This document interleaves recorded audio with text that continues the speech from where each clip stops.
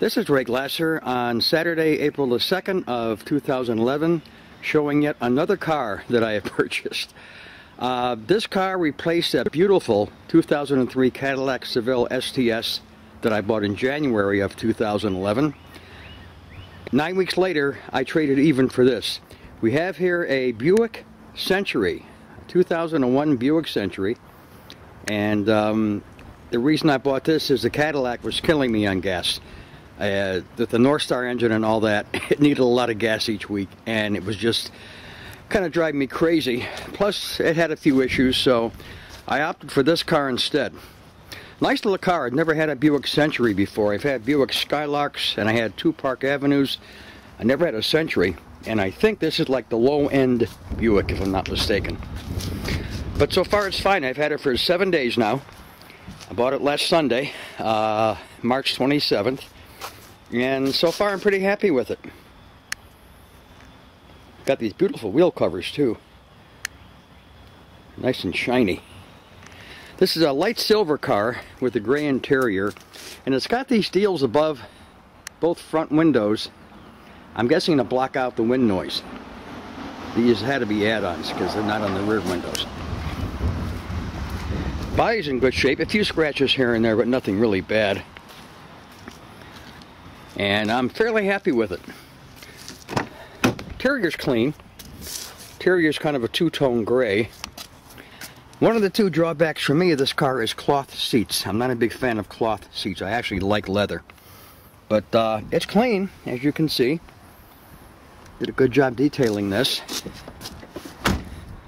The biggest plus for me about this car, the mileage, 49,000. Very low for a 10-year-old car. There's the usual window controls, remote mirror controls. Got a great stereo. This is the upper speaker, which is probably a tweeter, and down here we have probably a combination woofer, mid-range, or just a mid-range. I'm not sure. Let's get in the car and show everything while the car's off. One thing I'll say for cloth seats, this thing is quiet.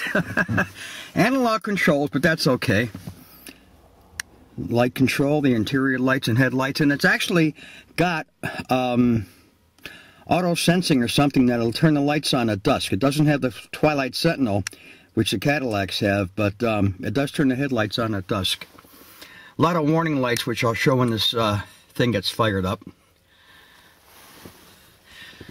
No driver information center, which of course I do miss. I love that on my Cadillacs.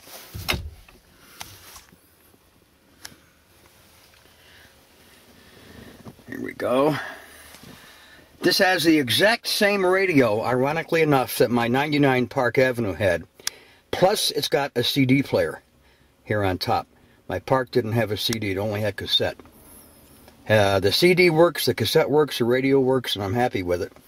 Down here is the other drawback. No climate control and no outdoor temperature readout. It's just got an old-fashioned standard heat and air conditioning controls, both of which work just fine. But I do like to know the outside temperature. The last 20 cars I've had all showed that, and this one doesn't.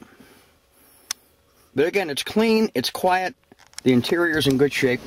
This has a 3.1 liter engine, and it's rated at 20 miles a gallon in the city and either 29 or 30 on the highway. Another big plus, it has something the Caddie didn't have. These pull-out extensions on the sun visor, which I really, really like. And depending on what time of day I'm driving and what direction I'm driving, they're very nice to have. Usual mirrors. Oh, this must not have a control for the lights. No big deal. No sunroof on this car, but that's fine. The last two cars I had did have a sunroof. Oddly enough, this car has OnStar, believe it or not. Kind of hard to see the controls that are on the bottom of the rear view mirror. Let me crank this thing up in a second, and we'll show you what it has. It has controls for the radio on the steering wheel. And something new to me is this one on the left.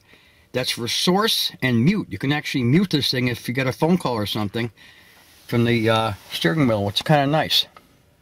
Okay, here's a nice shot of the dash while the car's off. When you turn the car on, all these little warning things come on. I'll have to freeze frame this so I can actually see what they are.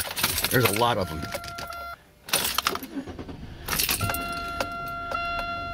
This is what it looks like when the car turns on. It doesn't have the driver information center that the Cadillacs and Park Avenues that I've owned have, but it's got a lot of little warning lights instead. And here it is, the mileage, gang. Not bad for a 10-year-old car. This thing runs very quiet for a little 3.1 liter engine. Very quiet. We have tape in, we have CD in. It shows the track of the CD. The source button down here goes to the FM. Then we go to the cassette.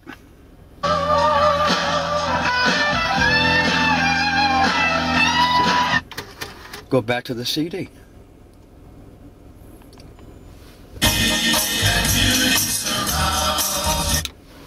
Very nice. The glove compartment's kind of small, but it's okay for what I need it for. It's got a remote trunk release button right up there. And your usual heater controls, AC controls, and all that.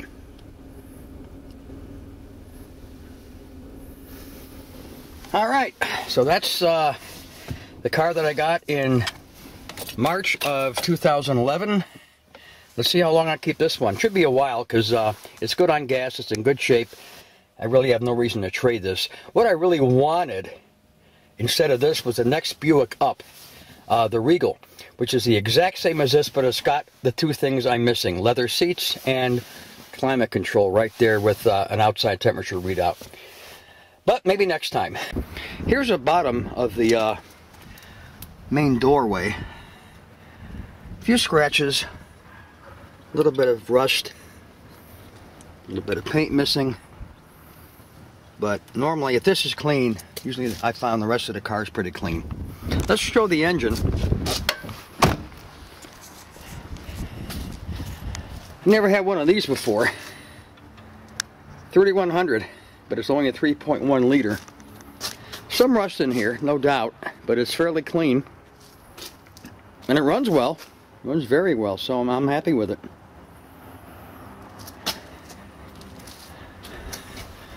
Looking back here, ooh, serious rust back there. Well, it is a 10-year-old Ohio car, so gotta expect that. Here's the inside, the hood.